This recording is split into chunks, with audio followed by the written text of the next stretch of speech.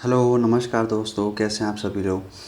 आज के इस वीडियो में हम बात करने वाले हैं लोअर पीसीएस को लेकर के, जिस विषय में जो पवन नैनवाल जी हैं वो सुप्रीम कोर्ट का रुख करना चाह रहे हैं। यही लोग हाई कोर्ट में भी सिंगल बेंच और डबल बेंच में गए थे। तो सबसे पहले जान लेते हैं कि ये मुद्दा क्या है और इस विषय को लेकर के क्यों सुप्रीम कोर्ट जाना पड़ रहा है। तो लोअर पीसीएस में 12 क्वेश्चन डिलीट हुए थे और अपर पीसीएस में 6 क्वेश्चन डिलीट हुए थे। लोअर पीसीएस में 6 क्वेश्चन को जब डिलीट किया गया तो इसको प्रो राटा के हिसाब से अंकों का वितरण कर दिया गया, लेकिन 12 क्वेश्चन जब लोअर पीसीएस में डिलीट होते हैं तो उसकी जगह में पूरे बोनस दे दिए गए। तो इस विषय को लेकर के सब में एक दुर्भावना है कि एक आयोग जो है वो दोनों एग्ज़ाम एक समय में कराता है, एक ही वर्ष में कराता है, और लेकिन दोनों परीक्षाओं में किस प्रकार से अंतर आप कर सकते हैं ये भी आयोग को तय करना चाहिए कि दो समान स्तर की परीक्षाएं हैं, लगभग समान स्तर की हैं, समान प्रकार की सेवाएं हैं और उनके लिए अलग अलग प्रोसीजर्स प्रारंभिक परीक्षा में होना क्या उचित है या नहीं है।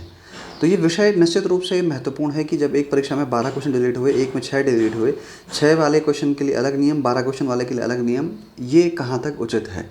तो इसलिए आयोग को भी इस विषय पर विचार करना चाहिए कि इस प्रकार से जो विषय हैं उन विषयों पर किस प्रकार से काम करना चाहिए। एक तय नियमावली के अंतर्गत, एक तय नियमों के आधार पर दोनों परीक्षाओं को समान रूप से आंका जाना चाहिए था, जो नहीं हुआ। अब जब 12 प्रश्न इसमें जब डिलीट हुए, 12 प्रश्न जब डिलीट किए गए तो उसके बाद काफ़ी बच्चे जो हैं वो आधे नंबर से रह गए, कुछ 1 नंबर से रह गए, कुछ 1.5 नंबर से रह गए। तो उनका जो तर्क है वो ये है कि 12 क्वेश्चन डिलीट जब हुए हैं तो उसमें 12 बोनस देने से क्या हुआ कि जिन अभ्यर्थियों को वो क्वेश्चन भी नहीं आते थे उनको भी 12 क्वेश्चंस 12 बोनस दे दिए गए, और जिस वजह से ये विषय जो है वो उन लोगों के लिए फ़ायदेमंद रहा जिन्होंने इस 12 में मिनिमम क्वेश्चन किए हुए थे। जिन्होंने 12 मैक्सिमम क्वेश्चन किए हुए थे और उनके आधे अधिक मतलब उनके अनुरूप वो बिल्कुल सही थे, और बाद में आयोग के डिलीट होने पे उनको उतने नंबर का नुकसान हुआ जिस वजह से वो रह गए। तो इसलिए ये जो अभ्यर्थी हैं, कुछ अभ्यर्थी जो हैं लगभग 50 प्लस हो चुके हैं और ये अभ्यर्थी सुप्रीम कोर्ट अब जाने का प्रयास कर रहे हैं। इनके कुछ लॉयर से बात हो गई है, तो ये चाह रहे हैं कि कुछ विद्यार्थी जो हैं, कुछ अभ्यर्थी जो हैं जो और भी इस ग्रुप से जुड़ना चाहते हैं वो भी इसमें जुड़ सकते हैं। इसके लिए हम जो इसका लिंक है, जो ये पवन नैनवाल जी और इनके ग्रुप ने जो लिंक बनाया है, इस लिंक को मैं डिस्क्रिप्शन में ऐड कर रहा हूँ और आप उस डिस्क्रिप्शन के माध्यम से इस टेलीग्राम लिंक से जुड़ सकते हैं। और जब आप टेलीग्राम लिंक से जुड़ेंगे तो टेलीग्राम लिंक से जुड़ करके आप उनसे बात कर सकते हैं, आप उस विषय को रख सकते हैं, आप पूछ सकते हैं कि क्या क्या विषय वो लेकर के जा रहे हैं।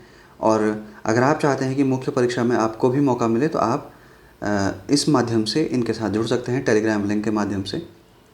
और मुझे लगता है दोस्तों कि ये सिर्फ इस बार की परीक्षा के लिए नहीं है, ये आने वाली सभी परीक्षाओं में जो है वो आपको मदद करेगा, क्योंकि एक बार अगर आयोग की एक तय प्रक्रिया सिद्ध हो जाती है तो उस वजह से क्या होगा कि आगे से आयोग भी इस प्रकार की गलतियां करने से बचेगा।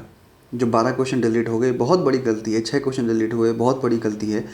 सुप्रीम कोर्ट में 4 क्वेश्चन पे राजस्थान पीसीएस जो है वो कैंसिल हो गया था, लेकिन हमारे यहाँ 12 क्वेश्चन में भी कोई प्रक्रिया में परिवर्तन नहीं है। उसके बाद भी 6 क्वेश्चन फिर डिलीट हो गए अपर पीसीएस में। तो इसलिए जो ये गलतियां कर रहे हैं उनकी जवाबदेही भी तय की जानी चाहिए, चाहे वो कोई भी व्यक्ति हो, कोई भी आयोग हो। इसलिए जो है इस समय आपको संगठित होकर के, एकजुट होकर के जो है वो सुप्रीम कोर्ट की तरफ जाना चाहिए और सुप्रीम कोर्ट में अपने न्याय की गुहार लगानी चाहिए। इन लोगों ने वकील से जब बात की तो वकील ने इनको बहुत सकारात्मक रुख दिखाया है कि इसमें क्या क्या गलतियां हैं और क्या क्या सुधार होने चाहिए।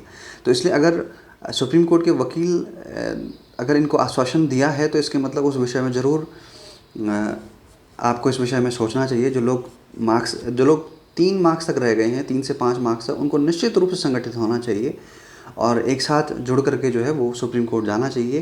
क्योंकि ऐसा नहीं कि आप इसी बार परीक्षा दे रहे हैं, आप फिर से परीक्षा देंगे 2023 में, 24 में, जब भी पीसीएस परीक्षा होगी।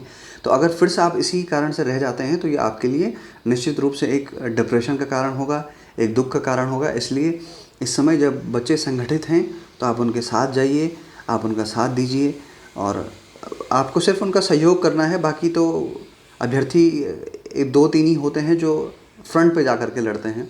तो हमें जो फ्रंट पे लड़ रहे हैं अधिकारों के लिए, हम सब के अधिकारों के लिए, आने वाले बच्चों के अधिकारों के लिए हमें उनके साथ रहना चाहिए, हमें उनके साथ खड़ा होना चाहिए। तो दोस्तों आज की वीडियो में इतना ही, मिलते हैं किसी और वीडियो पे।